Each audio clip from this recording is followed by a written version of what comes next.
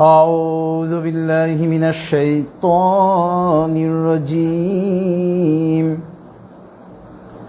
بسم الله الرحمن الرحيم الحمد لله نستعينه ونستغفره ونعوذ بالله من شرور أنفسنا من يهد الله فلا مضل له ومن يضلله فلا هادي له ونشهد أن لا إله إلا الله وحده لا شريك له ونشهد أن محمدا عبده ورسوله أرسله بالحق بشيرا ونذيرا بين يدي الساعة من يطع الله ورسوله فقد رشد ومن يعصهما فإنه لا يضر إلا نفسه ولا يضر الله شيئا فقد قال الله تعالى في القرآن المجيد أعوذ بالله من الشيطان الرجيم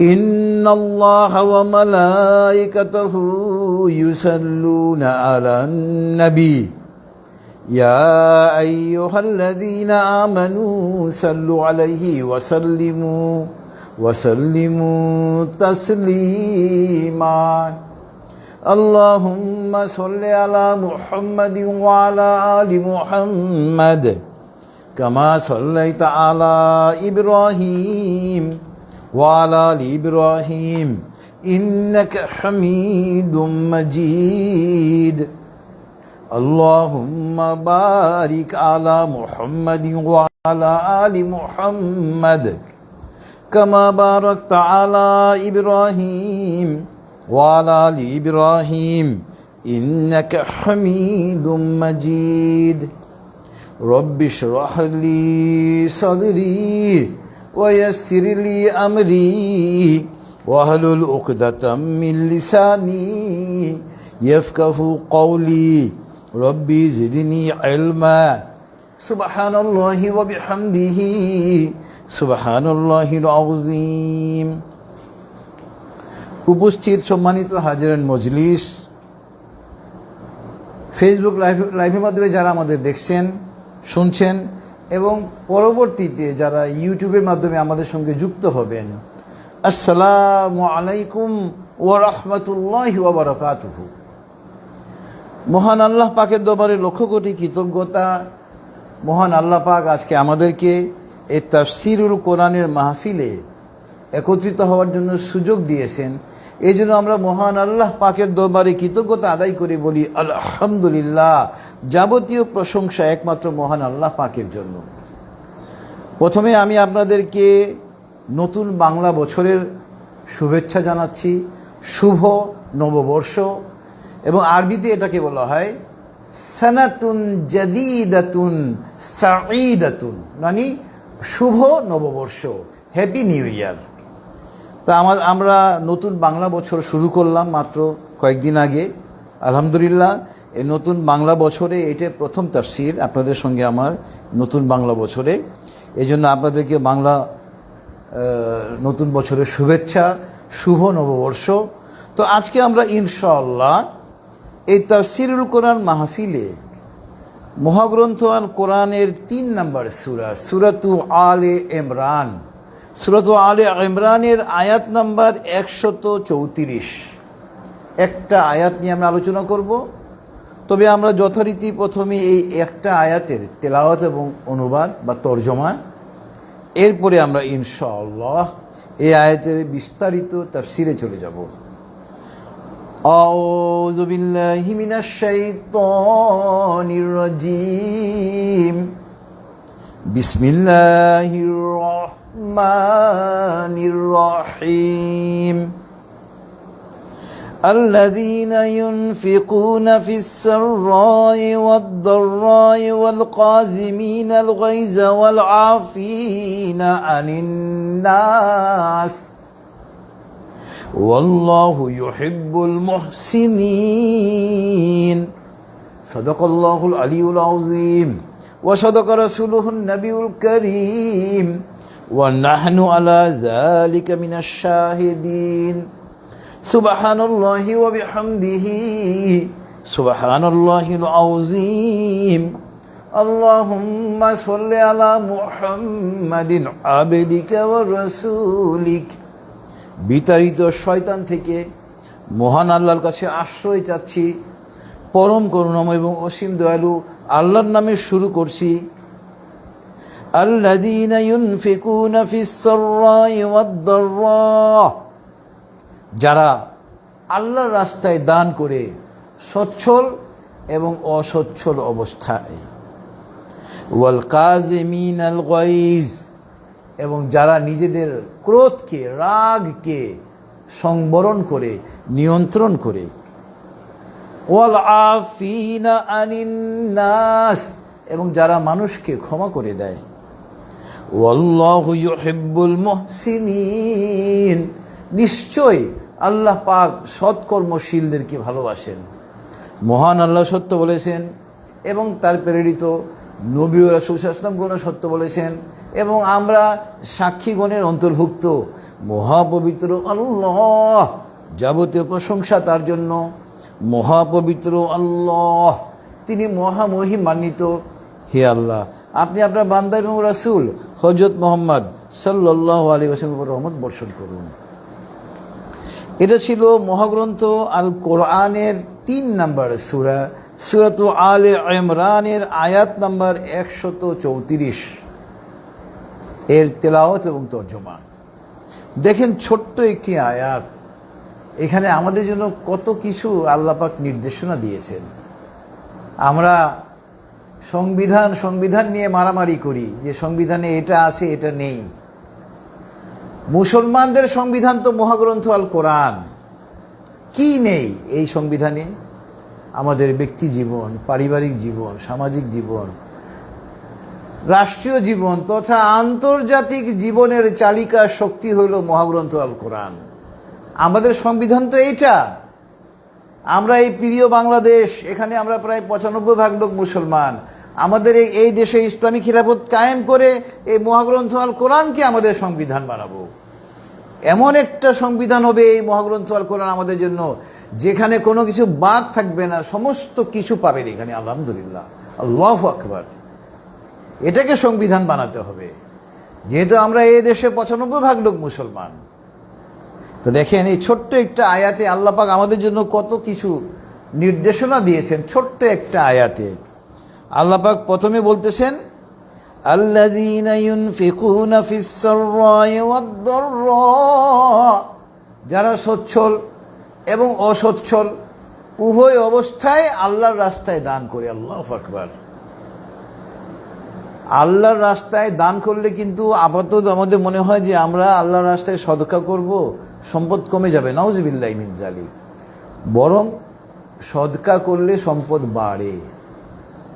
এজন্য আমাদেরকে আমরা সচ্ছল অসচ্ছল উভয় অবস্থায় আমরা কি করব? দান করার যে একটা অভ্যাস, এটা আমরা গড়ে তুলব। দান করলে সম্পদ কমে না, সম্পদ বাড়ে। এটা মনে রাখতে হবে। একজন খাঁটি মুমিন হিসেবে এই বিশ্বাস আমাদের মধ্যে রাখতে হবে।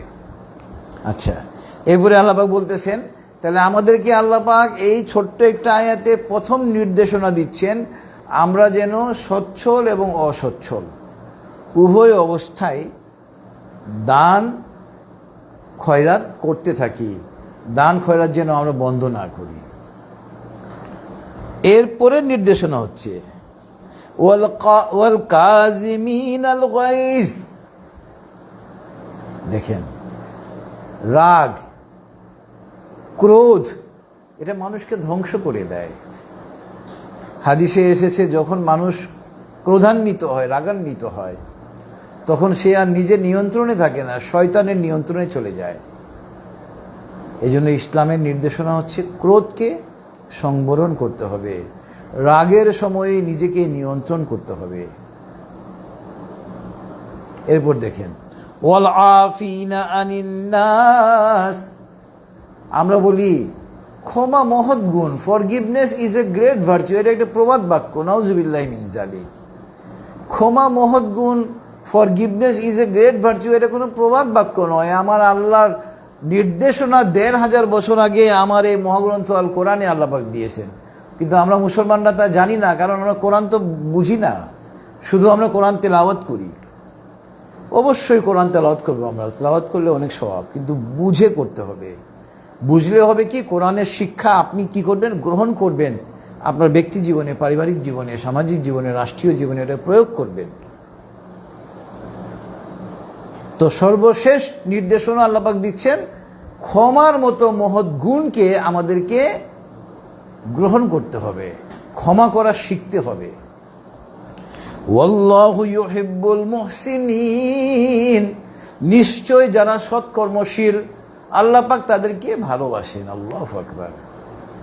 সৎকর্মশীল, ভালো কাজ যারা করে, তাফসীরে এসেছে মুহসিন তারা, সৎকর্মশীল সে যে নিজে কি করে মানুষের হক তার চাইতে বেশি দিয়ে দেয়, যা পাবে তার চাইতে বেশি দেয়। আল্লাহু আকবার। নিজের অংশ সে কম নিবে। আল্লাহু আকবার। আর আমাদের সমাজে এখন দেখা যায় যিনি বন্টনকারী, মানুষকে তার প্রাপ্য অধিকার থেকে বঞ্চিত করে, প্রাপ্য অধিকার থেকে বঞ্চিত করে নিজে সমস্ত কুক্ষিগত করে ফেলে। আল্লাহ নাউজুবিল্লাহি মিন যালিক। কিন্তু সৎকর্মশীল হতে হলে মানুষকে তার হকের চাইতে বেশি দিতে হবে, যাতে তার কমতি না হয়। সাবধানতা অবলম্বন করবেন। আপনি বড় ভাই, আপনার বাবা মারা গিয়েছেন, আপনি ছোট ভাই বোনদের মধ্যে সম্পদ বন্টন করবেন, ছোট ভাই বোনদেরকে বেশি করে দিবেন, নিজে কম নিবেন। আর এখন আমাদের সমাজে কি দেখা যায়, বড় ভাই ছোট ভাই বোনদের সম্পদকে কুক্ষিগত করে নামমাত্র দেয়, কখনো তো দেয়ই না। নাউজুবিল্লাহি মিন যালিক। সমস্ত সম্পদ বড় ভাই কুক্ষিগত করে ফেলে। নাউজুবিল্লাহি মিন যালিক। ইসলামের শিক্ষা হলো, আপনি বড় ভাই, আপনি কম নেন, ছোট ভাই বোনদেরকে বেশি করে দিবেন। এবং এইটা হলো সৎকর্ম করার পূর্ব শর্ত। সৎকর্মশীলদের অন্তর্ভুক্ত হওয়ার জন্য এটা হলো পূর্ব শর্ত। তো আমরা চলে যাব আজকে তাফসীরের সঙ্গে প্রাসঙ্গিক অন্যান্য সূরার অন্যান্য কয়েকটা আয়াতে।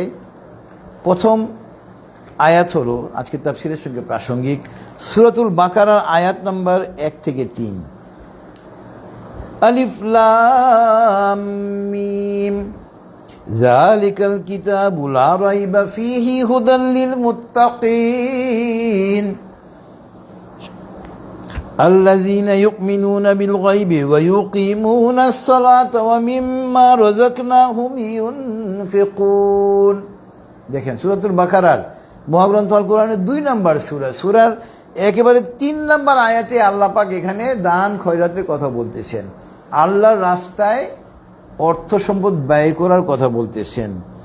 আলিফ লাম মিম, এটা হলো এটা হরফে মুকাত্তাত, যাকে আমরা বলি সিলেবল লেটার্স, ভাঙা ভাঙা শব্দ, অক্ষর, যার অর্থ একমাত্র আল্লাহ পাকই জানেন।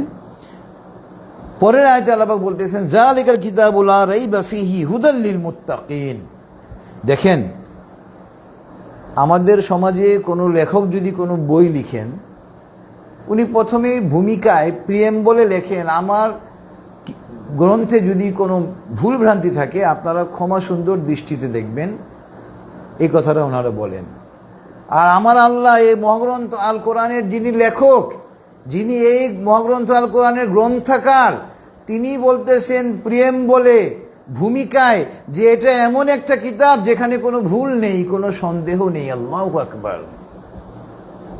আমরা অত্যন্ত গর্বিত, আমরা এমন একটা সংবিধান পেয়েছি মুসলমানরা যার মধ্যে কোনো ভুল নেই, কিন্তু আমরা এটা ব্যবহার করতে পারতেছি না। নাউজুবিল্লাহি মিন যালিক। পশ্চিমাদের গণতন্ত্রের নামে এই দেশে যা চালু হয়েছে, এখনো পর্যন্ত আমরা ইসলামী খিলাফতের দিকে যেতে পারতেছি না।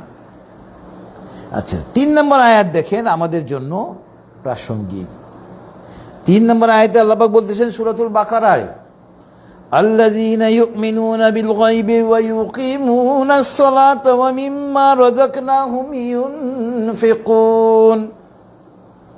এবং এই যে দেখেন, এটা হুদাল্লিন নাস, হুদাল্লিল মুত্তাকিন, এটা হেদায়েত স্বরূপ মুত্তাকিদের জন্য, যারা অদৃশ্যে বিশ্বাস করে। আল্লাহ পাককে আমরা দেখি নাই, আল্লাহ পাকের কথা আমরা শুনি নাই, পরকালকে আমরা দেখি নাই, কিন্তু আমরা মুসলমানরা আল্লাহর উপরে বিশ্বাস করি, গায়েবের উপরে আমরা বিশ্বাস স্থাপন করেছি। পরকালে আমাদের মৃত্যুর পরে আমাদেরকে আল্লাহ পাক পুনরায় জীবিত করবেন, এটির উপরে আমরা বিশ্বাস এনেছি, ঈমান এনেছি। তো যারা মুসলমান তারা কি করে? ওয়া ইউকিমুনাস সালাত, তারা 5 ওয়াক্ত নামাজ ঠিকমতো আদায় করে। মসজিদে আজান হয়, 5 তলা মসজিদ, যেখানে 5000 লোকের নামাজ পড়ার ব্যবস্থা রয়েছে, 5 ওয়াক্ত নামাজে 50 জন 100 জনও হয় না। শুধু শুক্রবার দিনই পুরো মসজিদ ভরে যায়। তা আমরা অত্যন্ত দুর্ভাগা জাতি। আজান হয়, আমরা মুসলমানরা মসজিদের দিকে ধাবিত হই না। একজন মুসলমান মাত্রই নামাজ থেকে সে বিমুখ থাকতে পারে না, নামাজমুখী হবে। মুসলমান মানি নামাজমুখী হবে। এবং মুসলমান মানি কি করবে? ওয়া মিম্মা রাযাকনাহুম ইউনফিকুন, এই যে দান খয়রাতের কথা বলছিলাম, আল্লাহ পাক যা তাকে রিজিক দিয়েছেন তা থেকে সে দান করবে। আল্লাহু আকবার। সূরাতুল বাকারা আয়াত নম্বর 3, এখানেও আল্লাহ পাক দান খয়রাতের কথা বলেছেন। এই জন্য আমি এই আয়াতে কারিমা কি করেছি? উল্লেখ করলাম। এটা প্রাসঙ্গিক আয়াত আজকের তাফসীরের সঙ্গে। এবং আপনার এই দেখেন, আজকের তাফসীরের সঙ্গে পরবর্তী প্রাসঙ্গিক আয়াত হলো এই সূরাতুল বাকারারই আয়াত নম্বর 195। আয়াত নম্বর 195 আল্লাহ পাক বলতেছেন, মূলত মহসিন শব্দের ব্যাখ্যা নিয়ে মূলত আজকে আলোচনা হচ্ছে, সৎকর্মশীল। এই সূরাতুল বাকারার আয়াত নম্বর 195 মহসিনুন শব্দটা আল্লাহ পাক ব্যবহার করেছেন। এই জন্য আমি এই আয়াতটা রেফার করতেছি। দেখেন, আয়াতটা একটু লক্ষণীয়। وَأَنْفِقُوا فِي سَبِيلِ اللَّهِ وَلَا تُلْقُوا بِأَيْدِيكُمْ إِلَى التَّهْلُكَةِ وَأَحْسِنُوا إِنَّ اللَّهَ يُحِبُّ الْمُحْسِنِينَ। মুহসিনিন শব্দের জন্য এই সূরাটা, এই আয়াতটা রেফার করলাম, উল্লেখ করলাম। দেখেন, ওয়ানফিকু ফি সাবিলিল্লাহ, তোমরা আল্লাহর রাস্তায় ব্যয় করো। পরের আয়াতটা, পরের অংশটা অত্যন্ত লক্ষণীয়। ওয়ালা তুলকু বিআইদিকুম ইলা তাহলুকা, তোমরা নিজেদের হাত দিয়ে নিজেদেরকে ধ্বংস করো না। দেখেন, তিরমিজি শরীফে এই তাফসিরে আসছে, এটার ব্যাখ্যায় তিরমিজি শরীফে, নিজেদের হাত দিয়ে নিজেকে ধ্বংস করা মানে কি? নিজেদের হাত দিয়ে নিজেদেরকে ধ্বংস করার অর্থ হলো জিহাদ ছেড়ে দেওয়া, জিহাদের প্রস্তুতি থেকে বিমুখ থাকা। নাউজুবিল্লাহি মিন যালিক। দেখেন, আমরা এখন মুসলমানরা জিহাদের কথা শুনলে জঙ্গি, জিহাদের কথা শুনলে জঙ্গি কথাটা আমরা বলে ফেলি। নাউজুবিল্লাহি মিন যালিক। জিহাদ মানে হলো সম্মুখ লড়াই, জিহাদের আরেক অর্থ হলো চেষ্টা। আমাদের বর্তমান বাংলাদেশের প্রেক্ষিতে জিহাদ শব্দের অর্থ হলো, এই দেশে যেহেতু আমরা প্রায় 95% লোক মুসলমান, এই দেশে ইসলামী খিলাফত কায়েমের জন্য আমরা যে প্রচেষ্টা গ্রহণ করব, এটাই হবে আমাদের জন্য জিহাদ, জিহাদে আকবর। এই যে দেখেন, আলহামদুলিল্লাহ, কয়েকদিন আগে ঘটনা ঘটে গেল। 12 ফেব্রুয়ারি 2026-এর নির্বাচনে মাদারীপুর 1 আসন থেকে 11 দলীয় জোট কর্তৃক মনোনীত রিকশা মার্কা আল্লামা মামুনুল হক, আমাদের কওমি মাদ্রাসার শিরোমণি, তার দল থেকে মাওলানা সাইদুজ্জামান হানজালা মাদারীপুর 1 আসন থেকে উনি এমপি হয়েছেন। আল্লাহু আকবার। বিপুল ভোটে উনি পাশ করেছেন। এই নির্বাচনে। উনি একজন মুফতি, মাওলানা, ইসলামের খাদেম। উনি পাগড়ি পরেন, এটা তার ড্রেস, তার এটা পোশাক। তিনি বিপুল ভোটে বিজয়ী হয়ে উনি সংসদে প্রবেশ করতেছেন। ওই প্রবেশ মুখে খুনি হাসিনার দোসর, আওয়ামী লীগের দালাল সাংবাদিকদের একজন তাকে জঙ্গি বলে চিৎকার করেছে, নাউজুবিল্লাহি মিন জালিক, জঙ্গি আখ্যা দিয়েছে তার এই পাগড়ি পরা ড্রেসের জন্য। দেখেন, আওয়ামী লীগ চলে গেছে কিন্তু তার দালালরা রয়ে গেছে, কিন্তু তার দোসররা কিন্তু এখনো আমাদের চারপাশে ঘোরাফেরা করতেছে। এবং অত্যন্ত দুঃখজনক ব্যাপার হলো, এই মৌলানা সাইদুজ্জামান হানজালা, তাকে এই জঙ্গি আখ্যা দানকারী ওই সাংবাদিক, তাকে এখনো পর্যন্ত এই সরকার শনাক্ত করে নাই, তাকে বিচারের আওতায় আনে নাই, নাউজুবিল্লাহি মিন জালিক। এই মৌলানা সাইদুজ্জামান হানজালা তিনি সংসদে দাঁড়িয়ে এটার সুষ্ঠু তদন্ত এবং আইনগত পদক্ষেপ গ্রহণ করার জন্য আবেদন করেছেন স্বরাষ্ট্রমন্ত্রীর কাছে, রাষ্ট্রের কাছে, কিন্তু এখন পর্যন্ত কিছুই হয়নি। এটা অত্যন্ত দুঃখজনক। একজন আলেম যিনি বিপুল ভোটে নির্বাচিত হয়ে সংসদে গিয়েছেন, তাকে আওয়ামী লীগের দালাল সাংবাদিক, আওয়ামী লীগের দোসর সাংবাদিক তাকে জঙ্গি বলবে, আর তার কোনো বিচার আপনারা করবেন না। এই সরকারকে উদ্দেশ্য করে বলছি, অবিলম্বে আপনারা এই বিষয়টার তদন্ত করে দোষী আওয়ামী লীগের দালাল সাংবাদিককে শনাক্ত করে তাকে আইনের আওতায় আনেন। নতুবা এই আল্লামা মামুনুল হক, আমাদের 11 দলীয় জোট, এই মুসলমানের তৌহিদি জনতা, আমরা যদি পথে নেমে যাই, খুনি হাসিনা পার পাই নাই, আপনি তো পাবেনই না। আমি এই তাফসিরুল কোরআন মাহফিল থেকে অবিলম্বে এই মৌলানা সাইদুজ্জামান হানজালাকে জঙ্গি আখ্যাদানকারী ওই আওয়ামী লীগের দালাল সাংবাদিককে শনাক্ত করে তাকে আইনের আওতায় আনার জন্য আমি জোর দাবি জানাচ্ছি। আর দেখেন, আলহামদুলিল্লাহ, আজকে আমার এক বন্ধু, যিনি মাদারীপুর আইনজীবী সমিতিতে অসংখ্যবার সাধারণ সম্পাদক নিযুক্ত হয়েছিলেন, মাদারীপুরের সিনিয়র আইনজীবী অ্যাডভোকেট সুজিত চ্যাটার্জি বাপ্পি, উনি আমাকে ফোনে জানিয়েছেন যে ভাই, আমি আজকে শিবচর থানায় গিয়ে দেখি একেবারে কোনো লোক নেই, খালি। অর্থাৎ এই হানজালা সাহেব এমপি হওয়ার পরে ওখানে অপরাধ কমেই গিয়েছে, আল্লাহু আকবার। এবং উনি বলতেছেন, আমি বাজারে গিয়ে ব্যবসায়ীদের মুখে যা শুনেছি যে চাঁদাবাজি ওখানে একবারে নেই, আল্লাহু আকবার। দেখেন, কোরআন হাদিসের জ্ঞান সম্পন্ন একজন ব্যক্তিকে ভোট দিলে তার সুফল কি? মাদারীপুর 1 আসনের জনগণ এই সুফলটা পাচ্ছে। আর যারা আপনারা এই বিগত নির্বাচনে ইসলামী দল কর্তৃক মনোনীত প্রার্থীকে ভোট দেননি, তারা শুনে রাখেন বিষয়টা। মাদারীপুর 1 আসনে গিয়ে আপনারা নিজেরা ওখানে যাচাই করেন, দেখেন হানজালা সাহেবের এলাকায় কেমন শান্তিপূর্ণভাবে মানুষ বসবাস করতেছে, ওখানে কোনো চাঁদাবাজি নেই। তো যে কথা বলছিলাম, জিহাদের প্রস্তুতি যদি আপনি বন্ধ করে দেন, জিহাদ থেকে যদি বিমুখ হয়ে যান, তাহলে আপনি কিন্তু নিজের ক্ষতি নিজেই করতেছেন। এই জন্য আমরা প্রায় 95% লোক এই রাষ্ট্রে মুসলমান, আমরা সব সময় প্রচেষ্টা চালাবো, ওটা হলো জিহাদ আমাদের জন্য, যাতে করে এই প্রিয় বাংলাদেশে ইসলামী খিলাফত কায়েম হয়ে যায়। মৌলানা সাইদুজ্জামান হানজালার মতো ব্যক্তিকে ভোট দিয়ে নির্বাচিত করতে হবে, যাতে ওই এলাকায় কোনো চাঁদাবাজি না থাকে, কোনো অপরাধ না থাকে। তার সুস্পষ্ট প্রমাণ মাদারীপুর 1 আসন, আল্লাহু আকবার।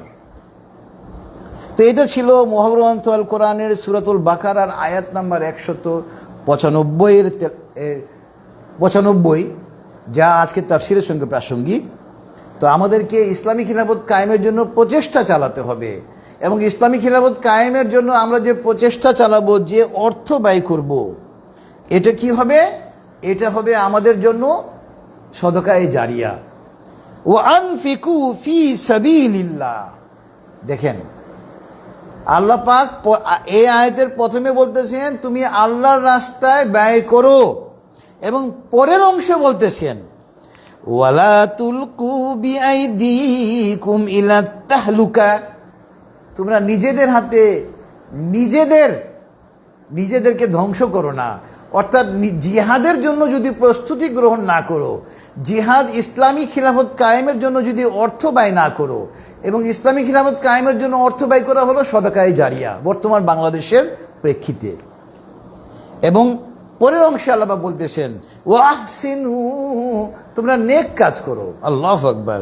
ইন্নাল্লাহা ইউহিব্বুল মুহসিনিন, নিশ্চয় যারা সৎকর্মশীল আল্লাহ পাক তাদেরকে ভালোবাসেন। আল্লাহু আকবার। তো সুতরাং আমরা নেক কাজ করব, আল্লাহর পথে ব্যয় করব, গরিবদেরকে সাহায্য করব। আলহামদুলিল্লাহ, এমপিরা রাষ্ট্রের টাকা আত্মসাৎ করে, দেখবেন এই হানজালা সাহেব কয় টাকা আত্মসাৎ করে দেখান। ওনারা তো রাষ্ট্রের টাকা রাষ্ট্রের জনগণের নিকট ব্যয় করবেনই। এই 11 দলীয় জোটে যারা এমপি হয়েছেন একজনও 1 টাকাও আত্মসাৎ করবে না ইনশাল্লাহ। আরও পকেট থেকে টাকা দিয়ে মানুষকে সহায়তা করবে। এরপরে আপনার আজকে তাফসীরের সঙ্গে প্রাসঙ্গিক আয়াত হলো সূরাতুন নিসার আয়াত নাম্বার 149। সূরাতুন নিসার আয়াত নাম্বার 149-এ আল্লাহ পাক বলতেছেন ইন তুবদু খায়রান আও তুখফুহু আও তা'ফু আন সুইন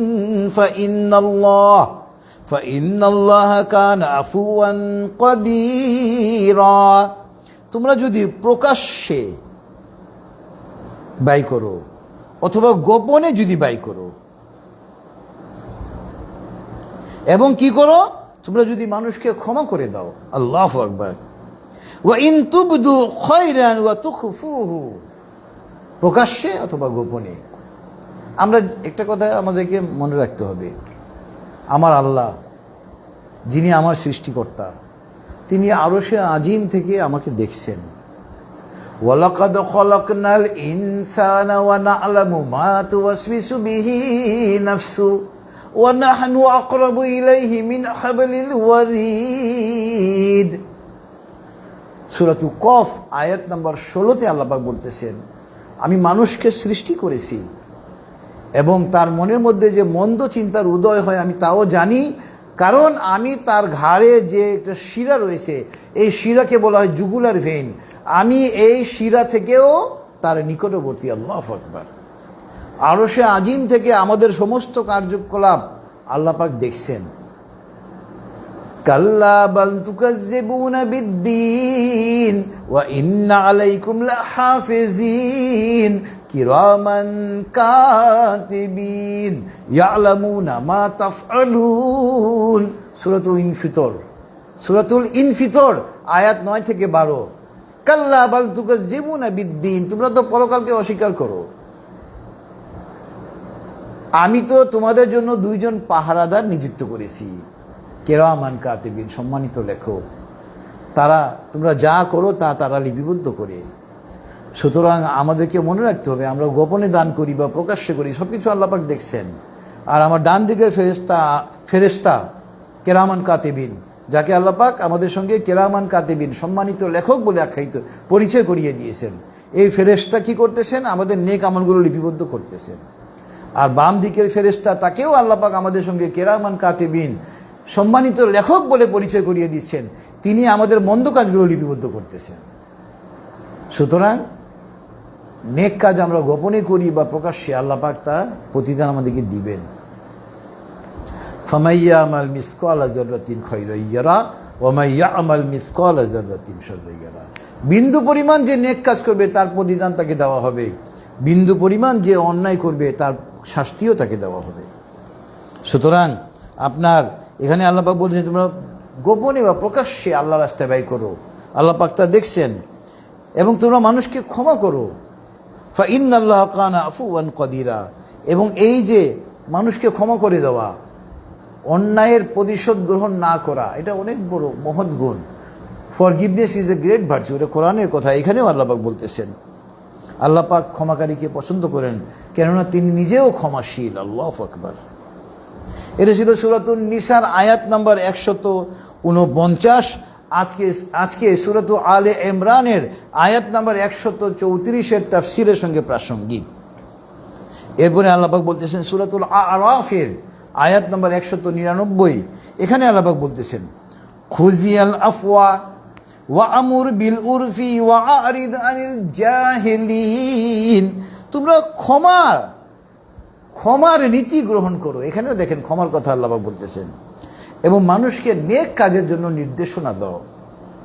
ওয়া আরিদ আনিল জাহিলিন, মূর্খদের থেকে দূরে থাকো। দেখবেন অনেক মূর্খ, এই যে মৌলানা সাইদুজ্জামান হানজালা সাহেব সংসদে প্রবেশ করতেছে, আওয়ামী লীগের দোসর এক সাংবাদিক তাকে কি বলল, তাকে জঙ্গি বলে আখ্যায়িত করলো। মূর্খ সে। গিয়ে দেখেন তার নাম আব্দুর রহিম আব্দুল করিম, মুসলমান, কিন্তু নামে মুসলমান, কোরআন হাদিসে কোনো জ্ঞান নেই। তো এইসব যারা অজ্ঞ, এবং দেখেন আমাদের সমাজে একটা দল আছে যারা লা মাঝহাব নিজেদেরকে দাবি, কোনো মাঝহাব মানে না। 4 মাঝহাবের একটা মাঝহাব আপনাকে মানতেই হবে। আমরা হানাফি মাঝহাব মানি, আল্লাহু আকবার, আলহামদুলিল্লাহ। ইমাম আবু হানিফা রহমতুল্লাহ আলাইহি ইসলামের জন্য, দ্বীনের জন্য অনেক পরিশ্রম করে আমাদের জন্য শরীয়তের আহকাম আরকানকে সহজ করে দিয়েছেন। ফিকা শাস্ত্রের প্রবর্তক তিনি। আর এই ইমাম আবু হানিফাকে নিয়ে অনেকেই, ইমাম আবু হানিফা রহমতুল্লাহকে নিয়ে অনেকে অনেক কথা বলে, নাউজুবিল্লাহি মিন যালিক। এদের থেকে তর্ক করা যাবে না, এদের থেকে দূরে থাকা লাগবে। আল্লাহ পাকের নির্দেশনা, অজ্ঞদের থেকে, মূর্খদের থেকে তোমরা বেঁচে থাকো। এরপরে আপনার আজকের তাফসীরের সঙ্গে প্রাসঙ্গিক আয়াত হলো সূরাতুল কাহাফের আয়াত নাম্বার 36। সূরাতুল কাহাফের আয়াত নাম্বার 36-এ আল্লাহ পাক বলতেছেন আল মালু ওয়াল বানুনা জিনাতুল হায়াতিদ দুনিয়া। দেখেন, ধন সম্পদ নিয়ে অনেকেই অনেক অহংকার করে। আল্লাহ পাক বলতেছেন এই যে ধন সম্পদ, সন্তানাদি নিয়ে অনেকে অহংকার করে। এই ধন সম্পদ, সন্তানাদি, এটা হলো দুনিয়ার উপকরণ মাত্র, এগুলো ক্ষণস্থায়ী, এগুলা নিঃশেষ হয়ে যাবে।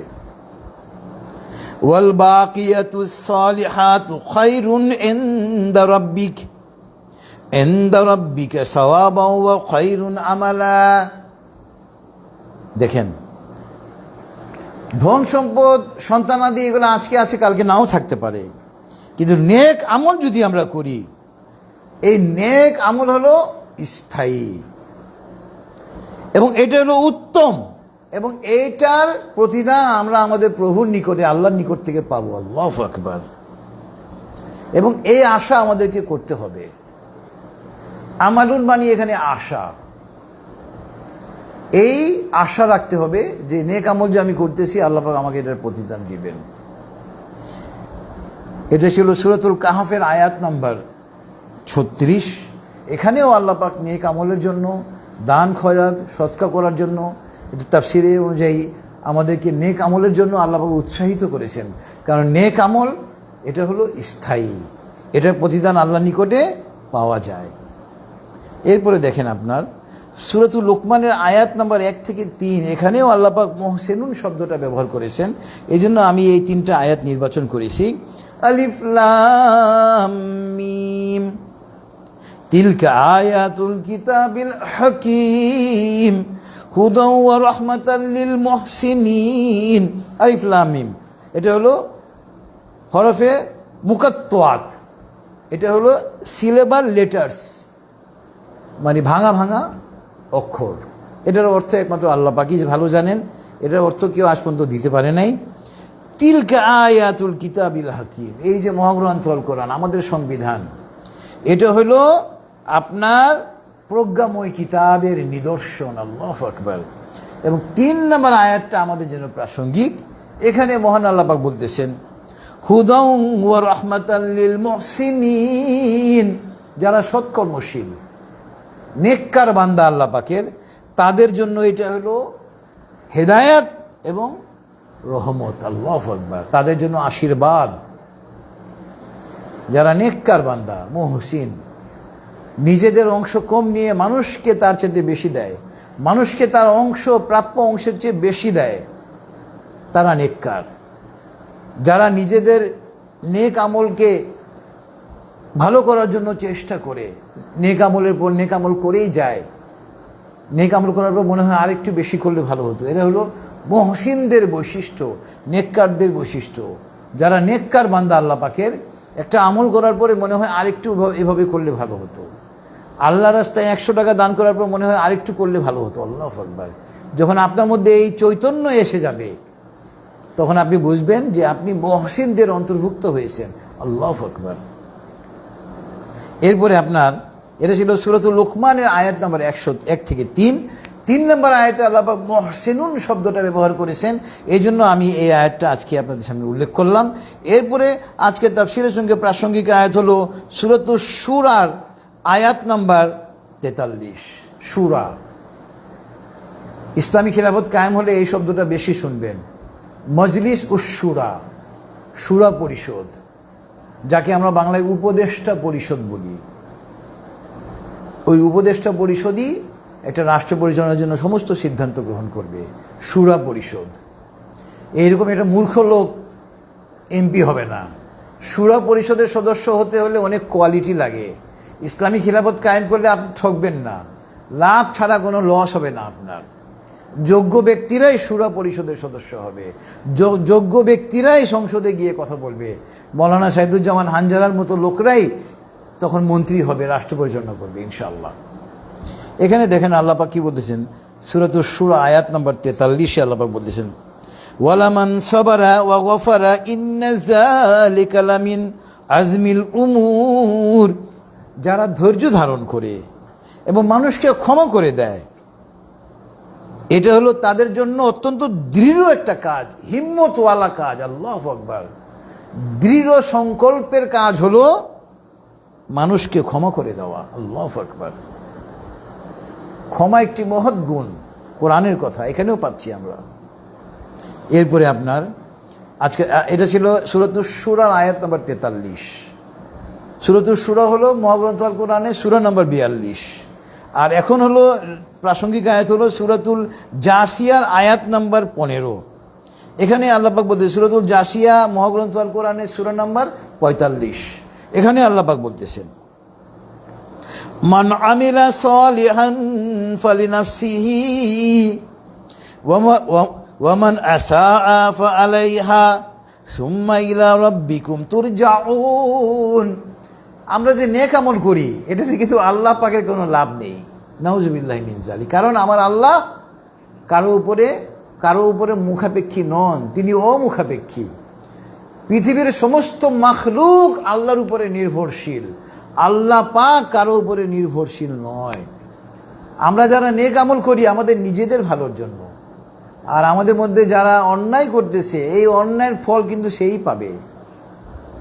আল্লাহ পাক এখানে ক্লিয়ার বলে দিচ্ছেন সূরাতুল জাসিয়াতে আয়াত নাম্বার 15-তে যে যারা নেক আমল করে সে তার নিজের জন্যই করে, এবং যারা অন্যায় করতেছে এটার প্রতিফল তার উপরেই পড়বে।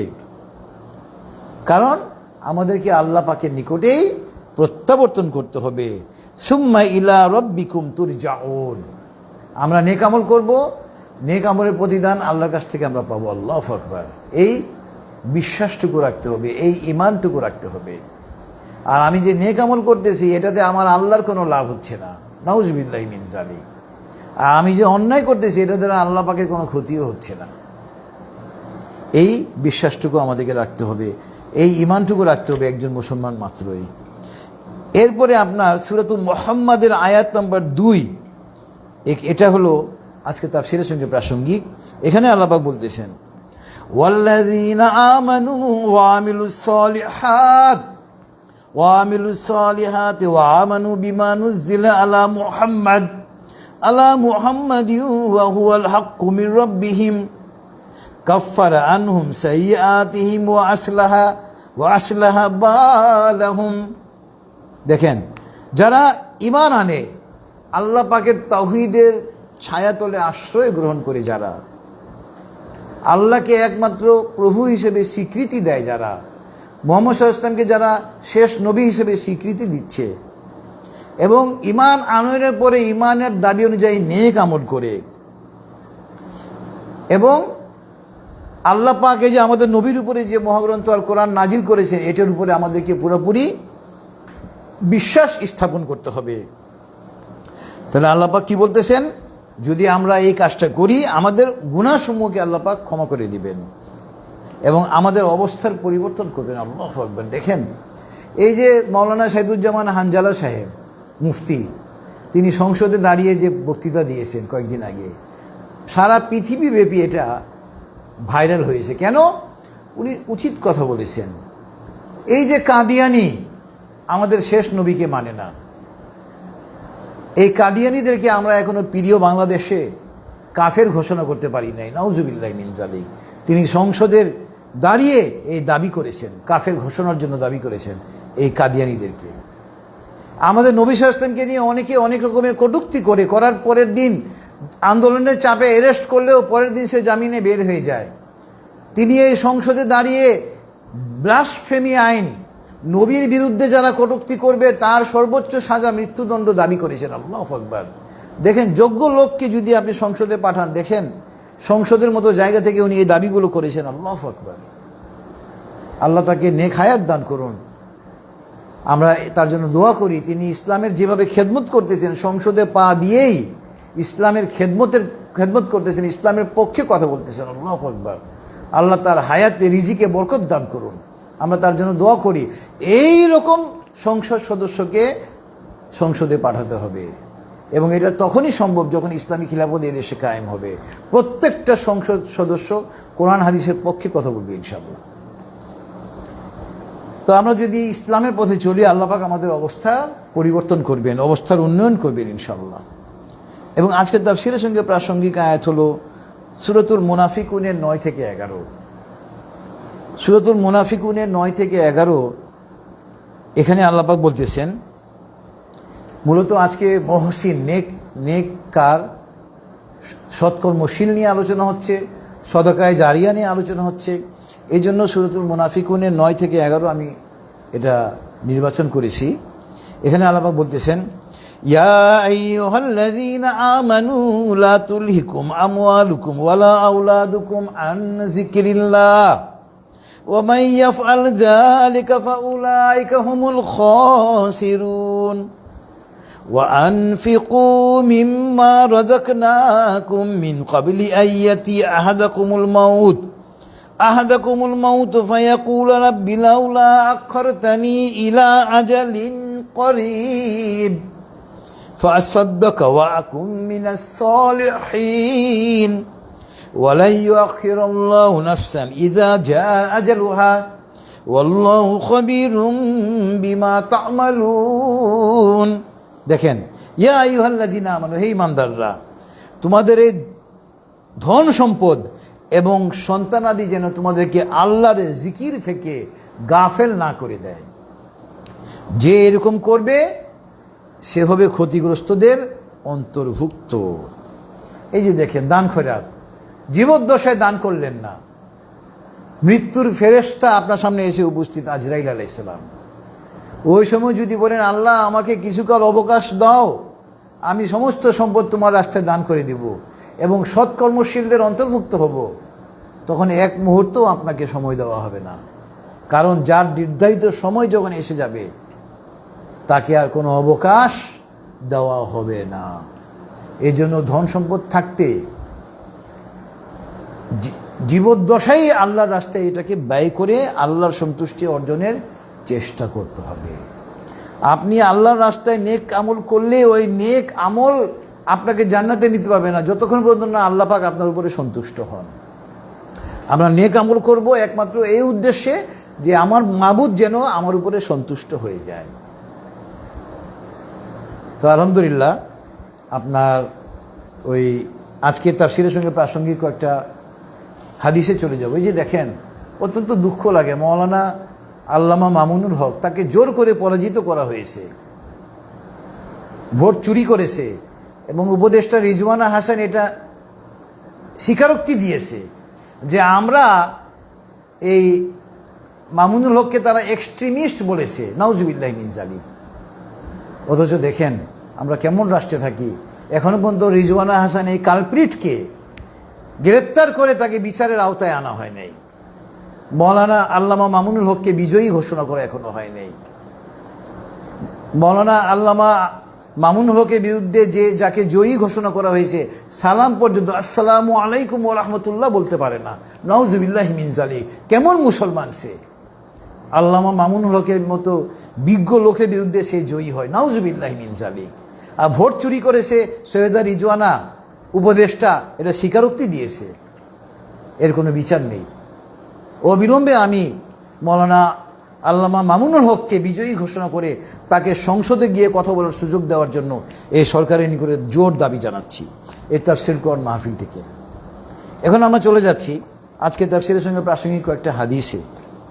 ফার্স্ট হাদিস হলো আন আবি হুরায়রা রাদিয়াল্লাহু আনহু আন্না রাসূলুল্লাহ সাল্লাল্লাহু আলাইহি ওয়াসাল্লাম ক্বাল লাইসা আশ-শাদীদু বিস-সুরআতি ইন্নামা আশ-শাদীদু আল্লাযী ইয়ামলিকু নাফসাহু ইনদাল গাদাবি। রাওয়াহুল বুখারী ওয়া মুসলিম। বুখারী মুসলিম দুইটা হাদিস গ্রন্থে এই হাদিসটা লিপিবদ্ধ হয়েছে। আজকে যেহেতু সূরাত আলে ইমরানের 134 নম্বর আয়াত নিয়ে আলোচনা করছি, ওখানে ক্রোধ সংবরণের কথা আল্লাহ পাক বলেছেন, রাগকে নিয়ন্ত্রণের কথা আল্লাহ পাক বলেছেন, এই জন্য এই হাদিস আমি উল্লেখ করছি আজকে তাফসীরের সঙ্গে প্রাসঙ্গিক হাদিস। বিখ্যাত হাদিস গ্রন্থ বুখারী এবং মুসলিম দুইটা বিখ্যাত হাদিস গ্রন্থে এই হাদিসটা লিপিবদ্ধ হয়েছে এবং বিখ্যাত প্রখ্যাত সাহাবী হযরত আবু হুরায়রা রাদিয়াল্লাহু আনহু এই হাদিসে মোবারক বর্ণনা করেছেন। তিনি বলতেছেন আল্লাহ রাসূল সাল্লাল্লাহু আলাইহি ওয়াসাল্লাম বলেছেন, যে ব্যক্তি কুস্তিতে অপরকে পরাজিত করে সে শক্তিশালী নয়। প্রকৃত শক্তিশালী সেই যে রাগের সময়ে ক্রোধের সময় নিজেকে সংবরণ করতে পারে, নিয়ন্ত্রণ করতে পারে। আল্লাহু আকবার। কুস্তিতে আমরা দেখি এক পালোয়ান আরেক পালোয়ানকে পরাজিত করে, কত শক্তিশালী। আর আল্লাহ রাসূল বলতেছেন প্রকৃত শক্তিশালী সেই যে নিজেকে ক্রোধের সময়ে রাগের সময়ে সংবরণ করে, নিয়ন্ত্রণ করে। স্বামী স্ত্রী ঝগড়া হলো, স্বামী রাগের মাথায় স্ত্রীকে 3 তালাক দিয়ে দিচ্ছে, নাউজুবিল্লাহি মিন যালিক। যখন স্বামী রাগান্বিত হয় তখন তো সে শয়তানের নিয়ন্ত্রণে চলে যায়। এই জন্য রাগান্বিত হওয়া যাবে না। স্বামী স্ত্রী আপনাদের মধ্যে ঝগড়া বিবাদ হতেই পারে, এই জন্য রাগকে নিয়ন্ত্রণ করেন। কারণ আপনি যখন রাগান্বিত হন তখন কিন্তু আপনি শয়তানের নিয়ন্ত্রণে চলে যাচ্ছেন, শয়তান তখন আপনার চালিকা শক্তি হয়ে যাচ্ছে, নাউযুবিল্লাহি মিন যালিক। এই জন্য হাদিসে এসছে যখন আপনি রাগান্বিত হবেন আপনি অবস্থার পরিবর্তন করেন। আপনি যদি দাঁড়িয়ে থাকেন বসে যান, বসে থাকলে শুয়ে পড়েন। আর যদি রাগের সময় অজু করে ফেলেন আলহামদুলিল্লাহ আপনার রাগ কমে যাবে। কারণ পানি, এই অজুর পানি ইবলিস শয়তানকে পুরোপুরিভাবে তাড়িয়ে দিবে ইনশাআল্লাহ। এটা হাদিসের কথা। এই জন্য হাদিসে এসছে কুস্তিতে যে অন্যকে পরাজিত করে সে শক্তিশালী নয়। প্রকৃত শক্তিশালী সেই ব্যক্তি যে ক্রোধের সময়ে রাগের সময়ে নিজেকে নিয়ন্ত্রণ করে। রাওয়াহু সহিহ বুখারী ও মুসলিম। এরপর হাদিস হচ্ছে আন আবি হুরায়রা রাদিয়াল্লাহু আনহু আন্না রাসূলুল্লাহ সাল্লাল্লাহু আলাইহি ওয়াসাল্লাম ক্বাল ক্বাল আল্লাহু তাআলা আনফিক ইয়া ইবনে আদম উনফিকু আলাইকা। রাওয়াহু সহিহ বুখারী। দান খয়রাতের কথা বলছিলাম আজকের তাফসিরে, আয়াত নম্বর 134 সূরা আলে ইমরানের তাফসিরে হযরত আবু হুরায়রা রাদিয়াল্লাহু আনহু হাদিসখানা বর্ণনা করেছেন এবং সহিহ বুখারীতে হাদিস লিপিবদ্ধ হয়েছে। আল্লাহ পাক, এটা হাদিসে কুদসি, আল্লাহ পাক বলতেছেন, হে আদম সন্তান, তুমি আমার রাস্তায় খরচ করো তাহলে তোমাকেও দেওয়া হবে। আল্লাহু আকবার। এই যেটা বললাম, দান করলে কিন্তু কমে না, দান করলে বৃদ্ধি পায়। এই জন্য আমরা দান করব, দানের অভ্যাসটা নিজেদের মধ্যে গড়ে রাখবো। যে আমাদের প্রতি মাসের একটা আয় থেকে একটা নির্দিষ্ট অংশ আমরা নির্ধারণ করব যে এই মাসে আমরা এই টাকা গরিব দুঃখীদের জন্য ব্যয় করব। আমরা বার্ষিক জাকাত বের করি আলহামদুলিল্লাহ, ওটাও একটা দান খয়রাত। কিন্তু এছাড়াও আরও দান খয়রাতের অভ্যাস করতে হবে। এরপরে হাদিস হলো সর্বশেষ হাদিস, ক্বালা নবী সাল্লাল্লাহু আলাইহি ওয়াসাল্লাম লা ইয়ারহামুল্লাহু মান লা ইয়ারহামুন নাস। যারা মানুষের উপরে দয়া করে না আল্লাহ পাক তার উপরে দয়া করেন না। তা আমরা অনুগ্রহ চাই আল্লাহ পাকের। আল্লাহ পাকের অনুগ্রহ পেতে হলে মানুষের প্রতি আমাদেরকে অনুগ্রহ করতে হবে। এখন আমাদের দেশে অনুগ্রহ আমরা কীভাবে করব?